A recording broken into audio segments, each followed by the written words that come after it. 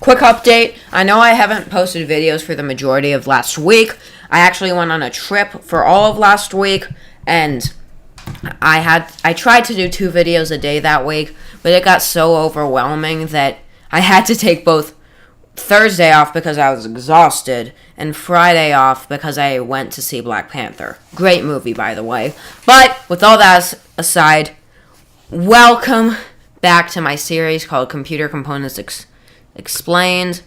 Actually, no, it's called How Does Blank Work? But today we're going to be talking about computer components, specifically storage. Now, I'm not going to go into like flash drives, CDs, DVDs, and SD cards, but all I can say is that flash drives and SD cards are basically tiny SSDs, and CDs and DVDs are really stripped down hard drives. So, a hard drive is what stores your content long term. It's similar to RAM, which I will talk about when I make my video on RAM, but the hard drive sends the data to the RAM when opened, and when not opened, the hard drive stores it long term. Now, I'm going to be going over a bunch of different types of storage, but starting with the basic hard drive. A basic hard drive is typically something called a platter, which is a rotating disc coated in magnetic material with like a needle next to it. And these do move. These spin at typically 5,400 RPM for long-term data storage. Like I have a 3 terabyte 5,400 RPM drive that I archive all my videos to, and a higher-end hard drive meant for gaming spins at typically 7,200 RPM to help it find stuff. RPM means rotations per minute. So the way it works is that it rapidly rotates to try to find the data you want. So that's how hard drives work, basically. They're a very simple form of computer storage, and it's kind of simple. Next, let's go over SSDs.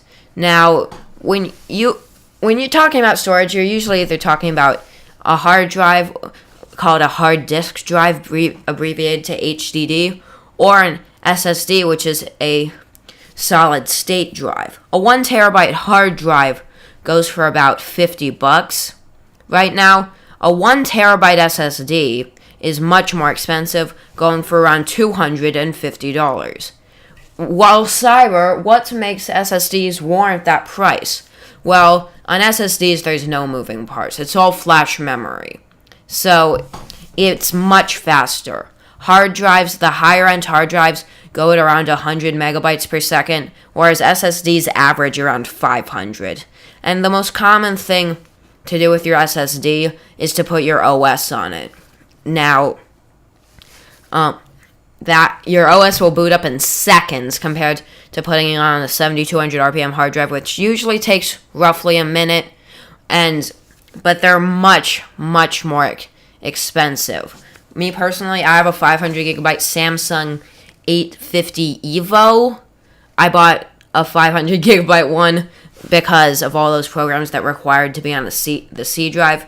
Typically, the sweet spot for SSDs is 256 gigabytes. I had to deal with a 120 for a while. These were so small. So, in my opinion, the sweet spot is 256. So, then there's that. So, then we're going to talk about M.2.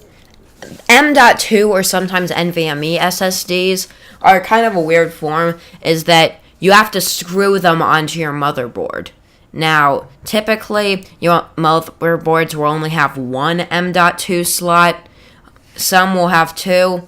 But basically, while SATA drives can go at a maximum about 6 gigabytes per second, M.2 can do way more than that and actually achieve way more than that. But they're really expensive. So say a 1 terabyte hard drive was $50, a 1 terabyte SSD was $250. A 1 terabyte M.2 will be around $600. That's for a good one. There's all different types, so make sure to check your reads and write speeds before buying any of this. And one last thing that I want to talk about before I go is hybrid drives. I actually, yesterday, as you guys are watching this, actually 2 days ago, I actually received a 2 terabyte Seagate Fire CUDA SSHD. I picked it up for $85. It usually goes for $100. But what an SSHD is a very tiny section of it is SSD, and the majority is just a regular 7200 RPM hard drive. I got a 2 terabyte one. Basically, the drive will detect what you're using a lot and move it over to the typically 8 gigabytes of nano flash storage, which makes it boot up much faster. Say you install Steam, which is a small-ish program, onto your hybrid drive, it'll detect that you're opening Steam a lot and put it on the flash storage. So that's basically what it is. Storage is one of the trickier decisions when building a computer, so I hope this was able to help you, and keep in mind those read and write speeds.